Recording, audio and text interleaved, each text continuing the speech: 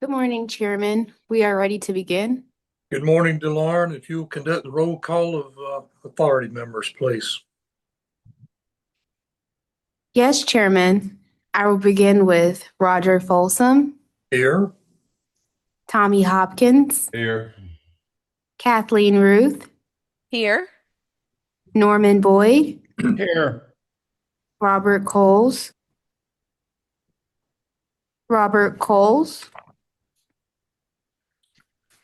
David Cruz, Here.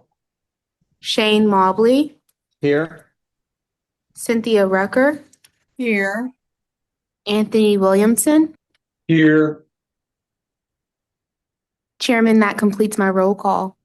Thank you, DeLauren, and good morning, everyone.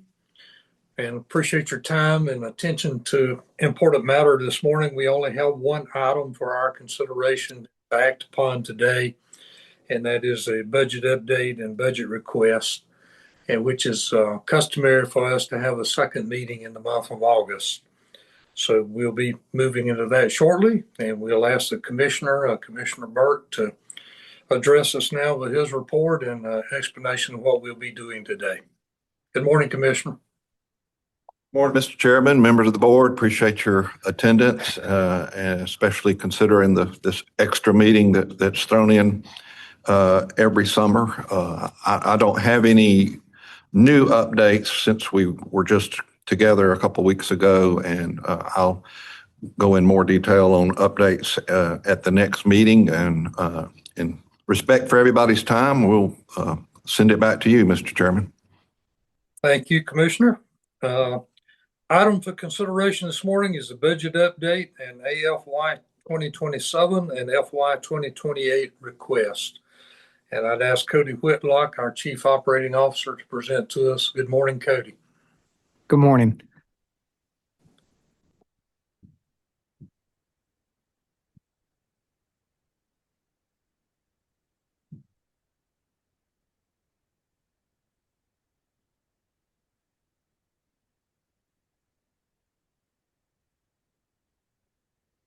Just to confirm before I get started, y'all can see the presentation, correct? Yes. Okay, thank you. Good morning, Commissioner, Chairman, members of the board. Thank you for the opportunity to appear before you this morning to present the DCH AFY 2027 and FY 28 budget request. We're grateful for the continued support from the governor and the board to the department and its mission.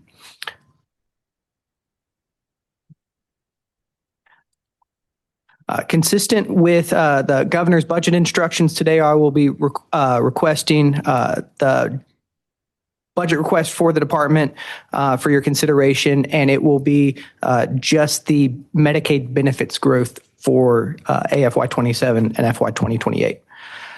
Before moving into the request, I do want to briefly level set on the size and structure of the department. We are a large agency by budget, but operate with a relatively lean administrative footprint.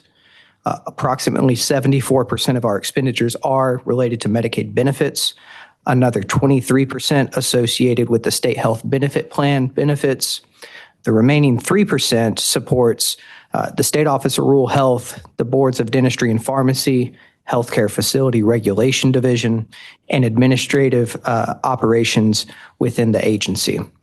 In SFY 2026, DCH expended approximately $4.6 billion in current state year funds, supporting $25 billion in total expenditures.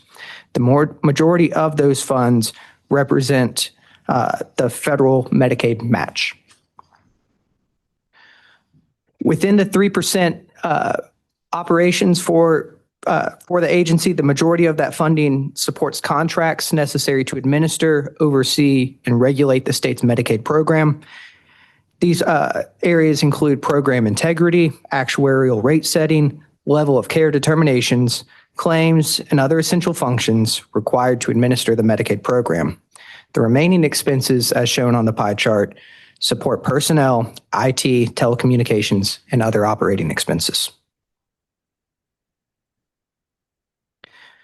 The SFY 27 enacted budget reflects these same trends, with the vast majority of the funding supporting Medicaid benefits, $5.8 billion in state funds, $25.7 billion in total funds. As an agency, DCH has 10 budgetary programs as well as 3 attached agencies. Given the majority of the funding is benefits related, this next slide highlights the populations we serve. The largest population is within the low-income Medicaid program, which is primarily pregnant women and children. This population is served through managed care and funded through a capitated per member per month payment. Approximately 18% of our population is within the H blind and disabled program. This population is served through fee-for-service, and the remaining 25% represents the state health benefit plan, which covers state employees, retirees, and certified and non-certified school personnel. Before moving into the actual budget request, I did want to provide a quick overview on enrollment trends. In base state fiscal year 27, the department assumed a slightly higher growth trend. However, we have seen a modest decline in enrollment. We have adjusted projections to course correct, and for AFY 27 and 2028, we are assuming a slightly lower enrollment trend than previously projected, consistent with CMS projections of just under 1% annual growth. Moving into the actual request, in AFY 2027, the department is requesting $153 million in state funds in the bottom right corner of the chart to support projected growth. Within the first column, the Age Blind and Disabled program, approximately $100 million is focused in that area, with $76 million related to growth.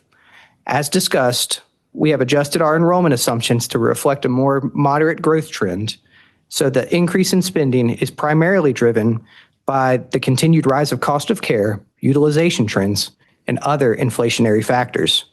The department is also maintaining a base funding for the high-cost gene therapy drugs of approximately $20-ish million towards the bottom of that column. Within the low-income Medicaid program, the department is requesting approximately $43 million in growth. As mentioned, this program is funded on a per member per month basis, and this adjustment is driven by an update in methodology where the department is more accurately distributing the member months over individual rate cells. Within Peach Care, there is a slight increase in our CHIP program, resulting in a $9 million requested increase.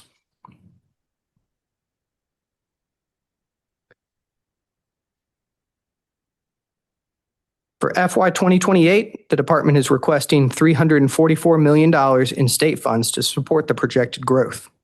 We carried forward the same enrollment trend assumptions into FY 28, reflecting a more moderate rate of enrollment growth. And the largest drivers are projected growth within managed care rates, clawback multiplier within our dual eligible population, and NEMT rate changes. Before getting into each individual programs, I do want to highlight the slight decrease that you see on the illustrative FMAP. Each year, the federal government adjusts our federal matching rate. In SFY 2028, we get the final FMAPs typically around the fall. However, the illustrative FMAP is reflecting approximately a 30 basis point change towards the federal share. So we need fewer state dollars to cover the total expense. Within ABD, 140 is focused, is being requested, with 102 related to growth. Again, this is the same trends that we have in AFY, but carried out into the future years. There is also additional lines on the advancement of the cost report, nursing home cost reports, as prescribed in the Appropriations Act, along with the associated projected increase in those costs. There's also adjustments for our dual eligible population, reflecting increases in the applicable Medicare multipliers within Medicare Part B and Medicare Part D.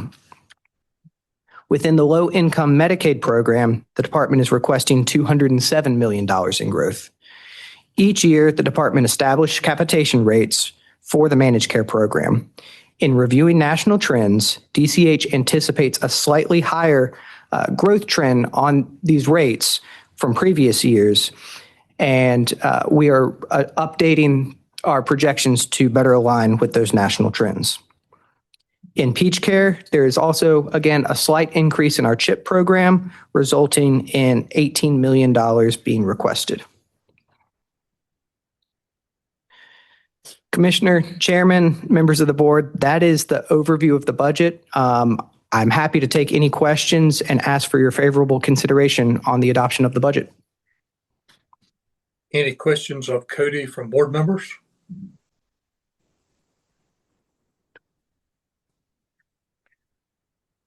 Hearing none, we'll ask if there's a motion to approve the budget request.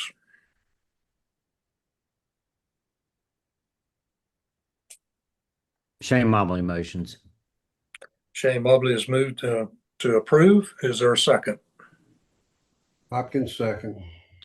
Dr. Hopkins has seconded the motion. Any further discussion? Hearing none, all those in favor signify by aye. Aye. Any opposed, no. Anyone abstaining? Very good. Approved unanimously, Cody. Thank you for your presentation this morning. Yes, sir. Thank you. And that concludes the items on the agenda for business this morning. And I thank you for your time. I hope you have a good remainder of your day, and we will meet again on September 10th. Roger, can I have a question on another subject? Sure. I saw where the DCH has approved that hospital in Southwest Atlanta, which they dearly need. But what is the process now when a hospital or someone applies for a hospital situation like that? Does any of this ever come to the board, or is it a mechanical thing that the board handles within? I mean, that the DCH handles within. I will defer to the commissioner on that. Of course, the legislature has weighed in on a certificate of need, and my understanding is we follow that legislative process. That's a legal process, and I don't think there's a step in there for board approval. I'll check with our legal staff and get back with the board if they correct me, but I don't think there is a portion of that process that is board approval. That's my recollection from having dealt with it for a lot of years in the legislature. But like I said, I'll follow up with our attorneys. Did I give you what you need, Tommy? I would guess so. Any other questions or comments from board members? That answered my question. My screen went blank on me. Sorry. Okay, good. Any other questions or comments from board members? Well, hearing none, we appreciate your time this morning, and we'll see you all again on September the 10th. Have a good day. We Thank you, stand Mr. Chairman. adjourned. Yes, sir.